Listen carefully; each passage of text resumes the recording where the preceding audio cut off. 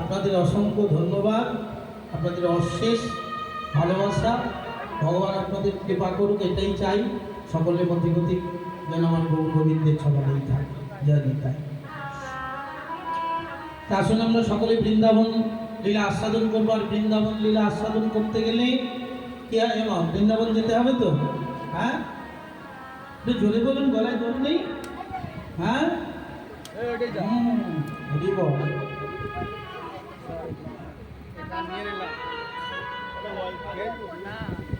এমনিতেই যেখানে হয় হরিনাম সংকীর্তন, সেটাই মধুর বৃন্দাবন। তবু আমরা এই দেহকে নিয়ে নয়, আমাদের এই হৃদয়ের মাঝে যে একটা মন আছে, এই মনকে নিয়ে যাব সেই বৃন্দাবন। আর কখনোই বৃন্দাবনে যাব না। বৃন্দাবনে যেতে গেলে আমার গৌর নিতাই গৌরের কৃপা ছাড়া বৃন্দাবন যাওয়া সম্ভব নয়, তাই না? হ্যাঁ, নিত্যানন্দ প্রভু যদি কৃপা করে গৌর হরির চরণ লাভ হবে। আর গৌর হরির কৃপা একবার পেলে অনায়াসে বৃন্দাবনে চলে যাবে, তাই না? তাই আমার নবদ্বীপে আমার নিত্যানন্দ প্রভু একটা প্রেম এক্সপ্রেস করেছে। নবদ্বীপ ঘাটে গেলে দেখতে পাবেন, যেমন বরবটি চলে না, টিকিট কেটে তারপরে বরবটিতে উঠতে হয়। হ্যাঁ, আমার নিত্যানন্দ প্রভুর ওই প্রেম এক্সপ্রেসে উঠতে গেলেও ওই টিকিটের মূল্য অনুযায়ী কিছু আমার নিত্যানন্দ প্রভু নিয়ম করেছে। কি জানেন? যে একবার বলতে পারবে জয় নিতাই, সেই শুধু বলতে পারবে নিতাই। তাই ভজনের পক্ষে কি বললো?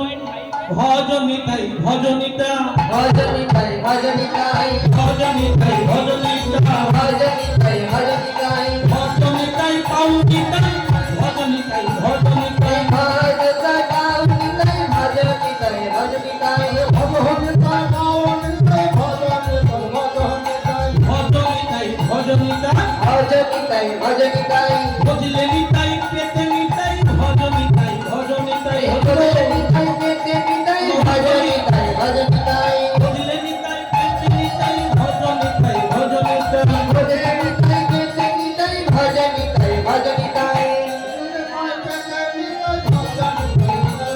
এই ভজনিতাই ভজনিতাই, এই ভজনিতাই পেতে নিতাই, ভজনিতাই ভজনিতাই, নিতাই পেলে গৌর পাবে, নিতাই পেলে গৌর পাবে, নিতাই পেলে গৌর পাবে, নিতাই পেলে গৌর পাবে, আর গৌর কৃপা হলে মনে অনায়াসে বোঝে যাবে, গৌর কৃপা হলে পারে অনায়াসে বোঝে যাবে, রাধে কৃপা হলে মনে গোবিন্দ চরণ পেয়ে যাবে। রাধে কৃপা হলে পারে হরি হরি হরি বলে, রাধে কৃপা পেলে পারে হরি হরি হরি বলে, হরি হরি হরি বলে, রাধে কৃপা পেলে পারে তাই ভজনিতাই। আসলে কি সুন্দর ভজন গাইতে গাইতে। আমার ভজন শুনতে ভালোবাসেন তো? হ্যাঁ, তো অনেক জায়গায় গেলে শুধু বলে দাদা ভজন গান। হ্যাঁ, ভজন স্পেশালিটি, মানে ভজন ছাড়া চলবে না, কীর্তন আছে না। তার সঙ্গে একটি ছোট্ট ভজন গাই, ওই হিজিবিজি মানে আগাছা জিনিস গাইবো না, একটু ভক্তি রাজ্যের ভিতরেই গাইবো, যেহেতু মৃত্যু উপলক্ষে অনুষ্ঠান। তা আসুন সুন্দর একটি ভজন গাইতে গাইতে আমরা বৃন্দাবনে পদার্পণ করব। ওগো এখনো সেই বাঁশি বাজে বাজে রে, এখনো সেই বৃন্দাবনে বাজে বাজে বাজে রে, এখনো সেই বৃন্দাবনে বাঁশি বাজে বাজে রে, এখনো সেই বৃন্দাবনে বাজে বাজে বাজে রে, ওই বাঁশির সুরে বনে বনে, বাঁশির সুরে বনে বনে, ময়ূর নাচে নাচে রে, বাঁশির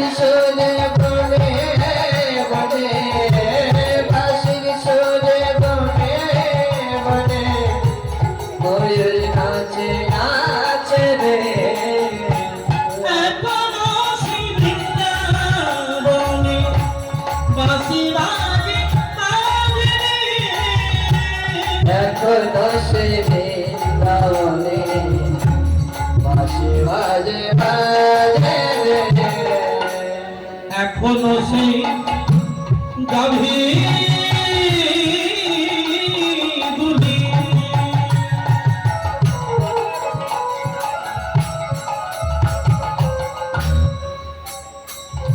ওই গোচরণে কোদাই এখনো সেই গভীরগুলি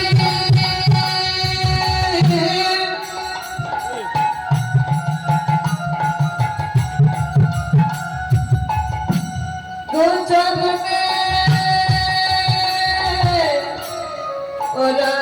ওরাই ধুলি আমার সখা সনে কোলা কোলে আবার সরকার সঙ্গে গোলাপ ফুলে রাখাল রাগে এখনো সেই বৃন্দাবনে বাঁশি বাজে বাজে রে। এখনো সেই বৃন্দাবনে বাঁশি বাজে বাজে এখনো সেই বৃন্দাবনে বাঁশি বাজে বাজে রে। এখনো সেই রাধা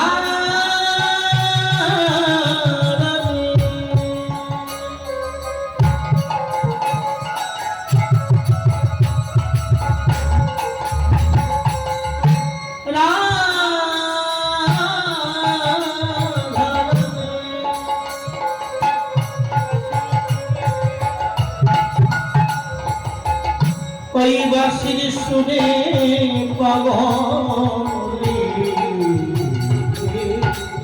এখনো সেই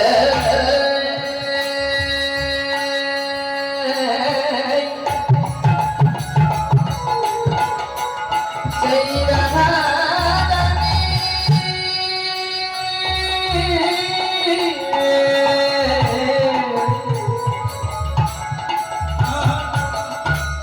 বাঁশির সুরে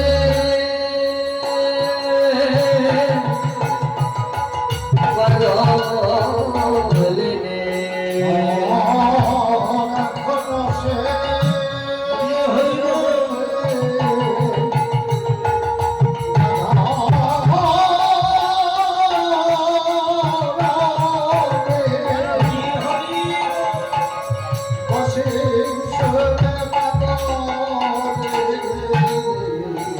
আমার অষ্ট সখী শিরোমণি আমার অষ্ট সখীর শিরোমণি নব সাজে সাজে অষ্ট সখীর শিরোমণি নব সাজে সাজে রে।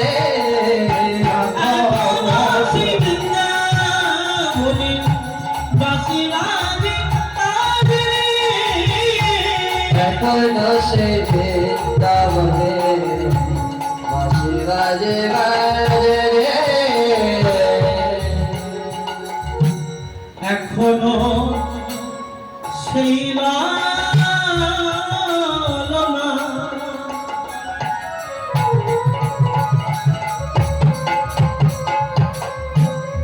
এখনো সেই নীল যমুনা জল ভরিতে যাইল এখনো সে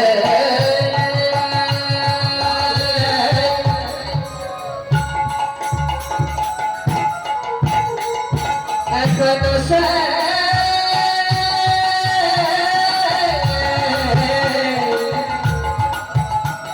নীল যমুনায়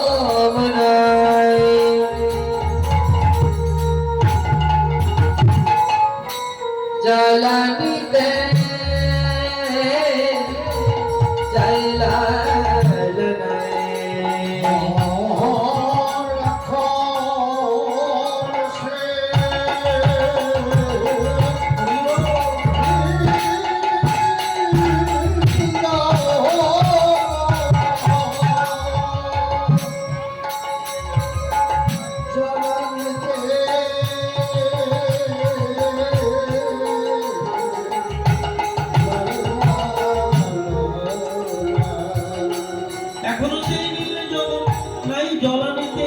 গণনা।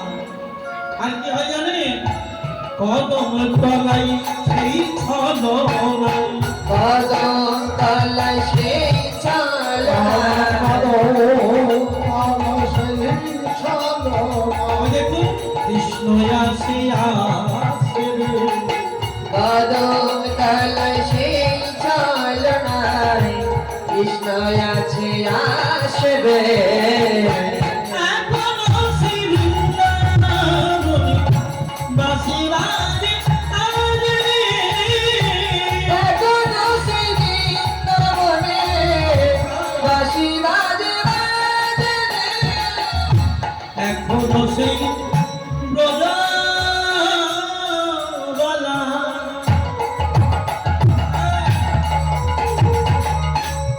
বাঁশির সুরে হয় তলা। এখনো সেই ব্রজবালা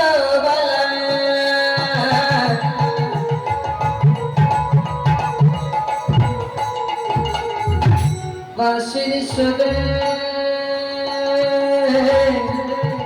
হয় তলা।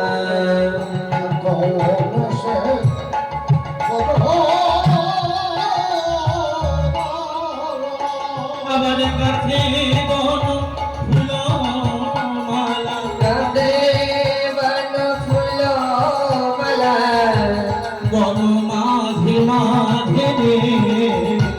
কাঁদে বন ফুল মালা, বন মাঝে মাঝে রে। এখনো সেই বৃন্দাবনে বাঁশি বাজে বাজে রে। এখনো সেই বৃন্দাবনে বাঁশি বাজে বাজে রে। সাধি ছিল মনে মনে,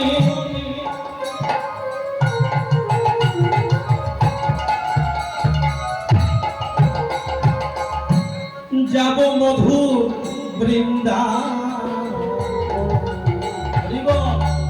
সাধ ছিল মনে মনে, যাব মধু বৃন্দাবনে। আর ভবা কয় বাঁধনে, অবকয় নইবা ওই ভবা পাগলা রইবা ধনে। মায়ার বাঁধনে রে। এখনো সেই বৃন্দাবনে বাঁশি বাজে বাজে রে। এখনো সেই বৃন্দাবনে বাঁশি বাজে বাজে রে। এখনো সেই বৃন্দাবনে বাঁশি বাজে বাজে রে। সেই বৃন্দাবনে বাঁশি বাজে বাজে রে। বলিয়ে বৃন্দাবন ধাম কি, জয় राधा रानी की, जय भाग्य बिहारी लाल की, जय श्याम सुंदर मदन मोहन जीव की, जय राधे राधे। राधे राधे। আমাদের বৃন্দাবন লীলা আস্বাদনীয় বিষয়বস্তু ভগবান শ্রীকৃষ্ণের দান লীলা। আসুন সকলে মিলে বৃন্দাবনে উপনীত হয়েছি আমরা। অন্য চিন্তা অন্য ভাবনাকে দূরে সরিয়ে রেখে লীলায় আমরা মুক্ত হই, লীলায় প্রবেশ করি। সকলের লীলার অনুসরণ করে অনুকরণ করি। জয় নিতাই গৌর হরি বল। মধুবাই শ্রী বৃন্দাবনে বৃন্দাবনে ভাই কানাইয়া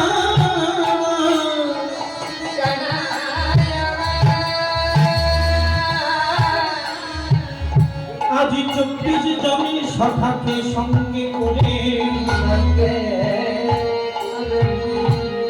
আজি নবলক্ষ ধেনুর কালে সঙ্গে লয়ে, সঙ্গে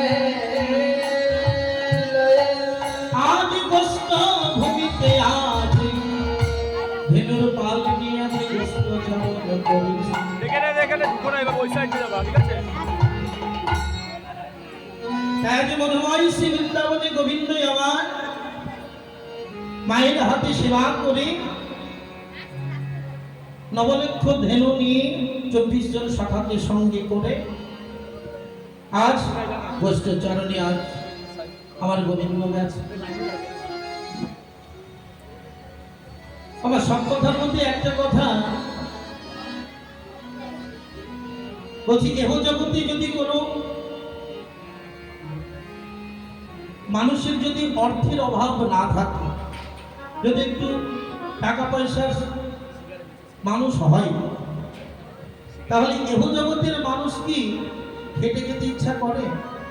মনে হয় না যে বাড়িতে 2-4টে চাকর বাকর থাকুক, রান্না করে আমাকে খাওয়াবে আর আমি রিল্যাক্সে বসে থাকি?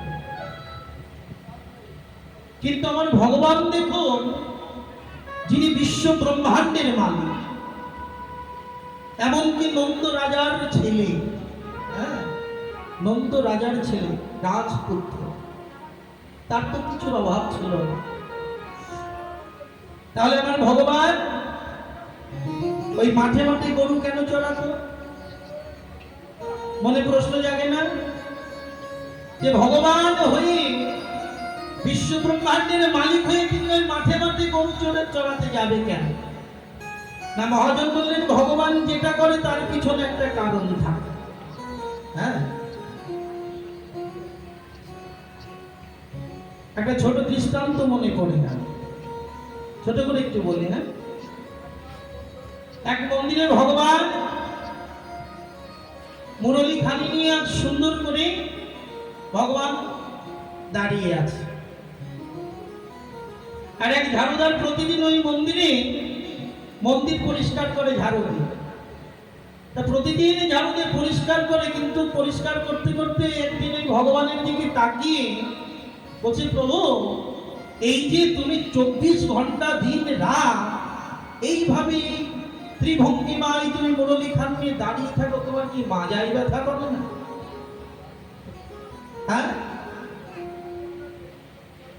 তা তুমি আজ একটু রেস্ট নিয়ে নাও, আমি তোমার জায়গায় দাঁড়িয়ে আজ তোমার কাজটা করে দিই।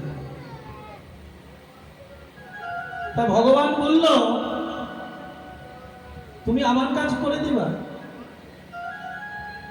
এটা তো আমার পরম সৌভাগ্য, তাহলে তো আমি এই কষ্ট থেকে বাঁচতে পারি। হ্যাঁ প্রভু, আমি আজ তোমার কাজ করে দেবো, তুমি বিশ্রাম নাও, আমি আজ কৃষ্ণ সেজে মন্দিরে দাঁড়িয়ে থাকি। ভগবান মনে মনে ভাবছে, আর সুযোগ যখন পেয়েছে ছাড়া যায় না। তাহলে ও বাবু শোনো, তোমাকে একটা কথা বলি, তুমি আমার কাজ করে দিচ্ছ দাও, তবে তোমার কাছে করজোর হাত করে বলছি, তুমি যাই করো যেন মুখে কথা বলো। হ্যাঁ, যাই করো যেন মুখে কথা বলো না, মুখে কথা বললে সব সর্বনাশ। তখন ওই ঝাড়ুদার বললো, ঠিক আছে গোবিন্দ, তাই হবে, প্রভু আপনি বিশ্রাম নিন, আমি আজ আপনার জায়গায় আপনার কাজটি করে দিই। বেশ দাঁড়িয়েছে কৃষ্ণ সেজে এই ভঙ্গিমায় মুরলী খানি। তাই প্রভাত হতে না হতে এক বড় অর্থশীল ব্যক্তি কাজে বেরোবে, তো বেরোনোর সময় মন্দিরটা সামনে পড়েছে, তাই মনে মনে ভাবলো যে প্রভাতে বেরোচ্ছি, তা একবার গোবিন্দ চরণে একবার আমাকে প্রণাম করে যাওয়াই ভালো। তা সেই ব্যক্তিটি এসে গোবিন্দ চরণে প্রণাম করতে গিয়ে হাতে ছিল টাকার ব্যাগ, হ্যাঁ প্রচুর টাকা, ওই ব্যাগটা ভুলবশত ফেলে থুয়ে প্রণাম করে বেরিয়ে গেছে। ঠিক তার কিছুক্ষণ পর এক ভিখারি ভিক্ষা করতে করতে করতে করতে গোবিন্দ দেখলে কি যারা ভিক্ষুক হয় তারা আবার বেশি কিন্তু গোবিন্দ ভক্ত হয়, হয় না? জয়নিতাই বললে একেবারে গৌরী একেবারে শেষ, মানে তার মতন ভক্ত কেউ নেই, কারণ ওটা ভক্ত না, ওটা হচ্ছে পেটের জ্বালা। তা সে মনে মনে ভাবলো যে ভগবানের কাছে একটু মাথা ঠুকি, যদি মাথা ঠুকে যদি বেশি কিছু কোথাও যদি পাই তাহলে খেয়ে শান্তি পাবো। তাই বেশ গেছে, যাওয়ার পর সেও প্রণাম করতে গিয়ে দেখে যে পাশে একটি টাকার ব্যাগ পড়ে আছে। সে আর লোক সামলাতে না পেরে ওই টাকার ব্যাগখানি নিয়ে হাওয়া। তার কিছুক্ষণ পরে এক ধীবর অর্থাৎ জেলে মাছ ধরতে যাবে, তার সে দেখছি যে আজ ভগবানের কাছে জানিয়ে যায়, হে প্রভু যেন আজ মাছ ধরতে গিয়ে যেন অনেক মাছ পায়, তার গোবিন্দের কাছে গিয়ে আজ একটুখানি আরাধনা করি, যদি কিছু লাভ হয়। তা গেছে, যাওয়ার পরে সে প্রণাম করতে না করতে ইতিমধ্যে যে প্রথমে যে অর্থ সম্পদশীল যে ব্যক্তিটি এসেছিল তার মনে পড়ে গেছে, তাই তো আমি এই মন্দিরে প্রণাম করতে আমার তো টাকার ব্যাগটা ফেলে এসেছি। তা সে মনে মনে ভাবছি এত সময় হয়ে গেছে, টাকার ব্যাগটিকে আর পাবো। তা কাজ করে সঙ্গে পাশে থানা আছে, ওখান থেকে পুলিশ যন্ত্রটা নিয়ে তারপরে যায়। এবার কটাকে থানা থেকে পুলিশ নিয়ে বাবু আমার বেরিয়েছে, আর ওই বেরিয়ে যেই না মন্দিরে গেছে দেখে ওই ধীবর ভালো করে গোবিন্দের সামনে প্রণাম করছে। আর ওই আশেপাশে ব্যাগখানে না দেখে ওই ধীবরের পিছন থেকে ধরেছে, বলছে এই বারবার মাথা ঢুকছো, আমার ব্যাগটি কোথায়? ধীবর বলছে আমি তো আপনার ব্যাগ নেই। বলছে ব্যাগ নাওনি, তাহলে ব্যাগটা এখান থেকে গেল কোথায়? তুমি তো ছাড়া আর কেউ নেই। হ্যাঁ, তখন ওই এক কনস্টেবল বলছে আপনি একটু দাঁড়ান, ওই মুখের কথায় হবে না, চোর সবসময় লাঠির কথা শোনে। তাই একটু লাঠি দিই, যদি এই লাঠিতে মুখ খোলে তা ওকে ধরে নিয়ে চলে যাচ্ছে, জেলে ভরে দেবে। আর এর মতো সময় ঝাড়ুদার দাঁড়িয়ে আছে, বেশ বসেছে। তার আর সহ্য হলো না, মনে মনে ভাবছে কি জ্বালা, যে চুরি করলো তার কোনো সাজা নেই, আর যে চুরি করলো না তাকে ধরে জেলে ভরে দিচ্ছে, এটা মানা যায়? তা সে আর থাকতে না পেরে বলছে ও হে বাপু একটু দাঁড়াও দাঁড়াও, যে চুরি করেছে তাকে তো ধরতে পারলে না, ওই ভিখারি চুরি করেছে, ওই ধীবর চুরি করেনি, যদি ধরতে হয় ওই ভিখারিকে ধর। এবার ওই জেলেকে ছেড়ে ওই ভিখারিকে ধরেছে। সারাদিন বেশ কার্য করে ভগবান ওই ঝাড়ুদারের কাছে এসে বলছে বেশ ঠিকঠাক কাজ করেছে তো? বলছে হ্যাঁ প্রভু, সব কাজ তুমি যেমন যেমন বলেছিলে সব করেছে, কিন্তু প্রভু ওই যে একটা কথা বলেছিলে না, মুখে কথা বলতে বারণ, আমি না থাকতে পারলাম না। এটা সহ্য করা যায়? যে করলো চুরি তাকে কিচ্ছু বললো না, যে চুরি না করলো তাকে ধরে জেলে ভরে দিচ্ছে। ভগবান বলছে কি কাজ করেছো তুমি? তোমায় এতবার করে বারণ করলাম, যাই করো যেন মুখে কথা বলো না, তুমি সেই কাজটাই করো। তুমি কি জানো তুমি কত বড় সর্বনাশ করেছো? তুমি কত বড় সর্বনাশ করেছো জানো? ওই যে ভিখারিকে ধরে নিয়ে গেছে, এখন ওই ভিখারির কথা যদি ওরা না জানতে পারতো তাহলে ওই ভিখারি কদিন খেয়ে বাঁচত ওই পয়সা দিয়ে। হ্যাঁ, আর ওই ধীবর